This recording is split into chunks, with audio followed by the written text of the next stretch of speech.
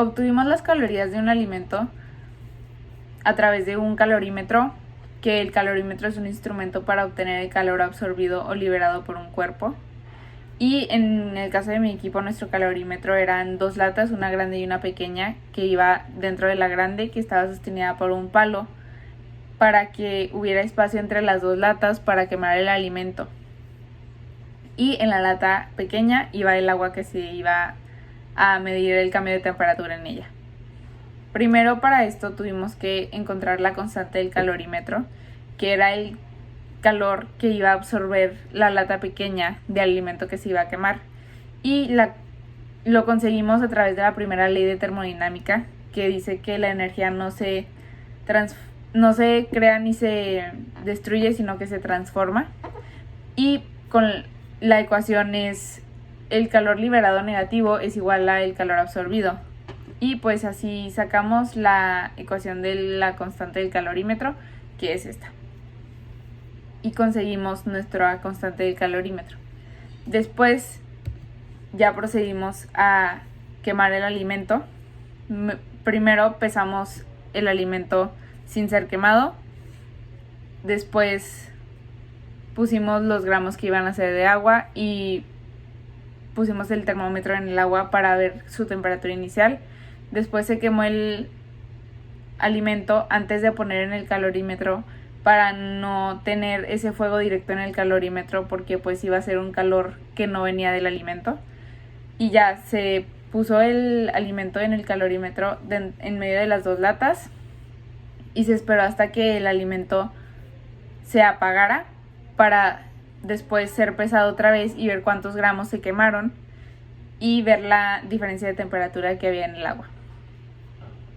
Siguiendo otra vez la primera ley de termodinámica, donde el negativo calor liberado iba a ser igual al calor absorbido, más la fórmula de calor sensible, que es un calor donde se cambia de temperatura sin cambiar de estado de la materia, que es la masa por el calor específico del material por el cambio de temperatura. Y así se obtuvo el calor liberado por el alimento y se sacó su equivalente en calorías.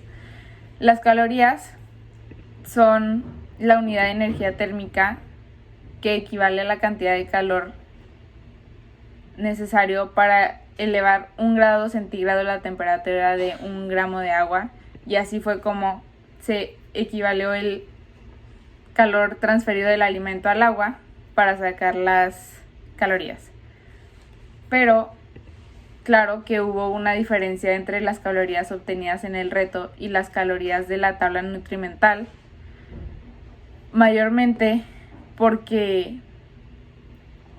pues no era un sistema aislado, por lo que había transferencia de calor hacia el exterior, por lo que calor del que estaba liberado por el alimento se pudo haber ido al aire, además de que no se calculó una constante del calorímetro para la lata exterior, por lo que también pudo haberse transferido calor a esa lata y pues ahí se perdió calor.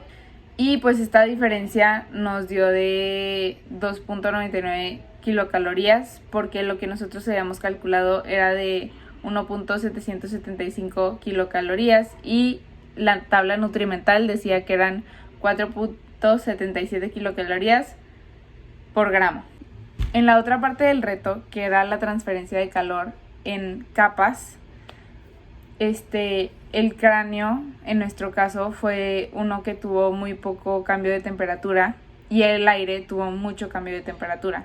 Esto se debe a la conductividad y el grosor de los materiales, en parte, pues la conductividad del cráneo era de 0.32 watts entre metro Celsius y el aire de 0.234 watts entre metro Celsius, y el grosor del cráneo era de 6.05 milímetros y el aire de 4 milímetros. Ahora, si la división de estos dos es más pequeña, como es inversamente proporcional a la transferencia de calor, significaba que mientras más pequeño el valor, más cambio de temperatura iba a haber. Además de que el cráneo, se puede decir, como está en el cuerpo humano y las capas están como más compactas y va a haber menos transferencia menos diferencia de temperatura entre ellas, que ya al cuerpo humano estar separado de otro material, que en este caso era la cachucha, y pues había un aire entre estos dos, por lo que había más cambio de temperatura, porque ya no se estaba hablando del mismo sistema, sino que ya era uno externo.